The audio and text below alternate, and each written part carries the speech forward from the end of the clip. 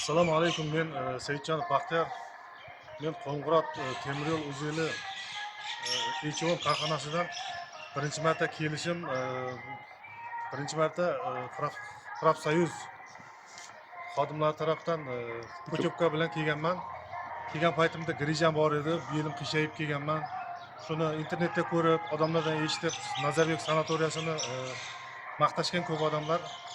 Bu yerda madanli suv, mineralli suvlar bor ekan.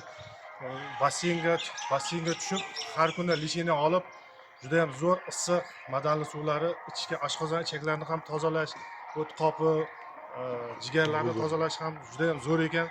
Appetitim men yo'q edi, ichim qotardi, hozir yaxshi, ichim yurishib, juda ham zo'r bo'ldi oshqozonlarim. Endi xudo xolasa ozgina grijam hozir yaxshi mana yuribman, bemalol bellarim og'riqlari sal ketdi. Yangidan kelgan yuqori intensivli magnitli, yuqori intensivli lazerli apparaturalar yangidan kelgan, o'shani olyapman. Juda zo'r ekan, yaxshi ta'sir qildi menga. Bu yerdagi vrach xodimlariga hammasiga rahmat aytaman. Bu yerda oshxonalar ham zo'r ekan, ichida hammasi ovqatlari mazali, parhezli ovqatlar, tyuryolar ham hammasi toza, supurilgan, yangi daraxtlar ko'p, dam oladigan zo'r joy ekan. Bu yerdagi ish xodimlariga ham rahmat, vrachlariga, hamshiralariga.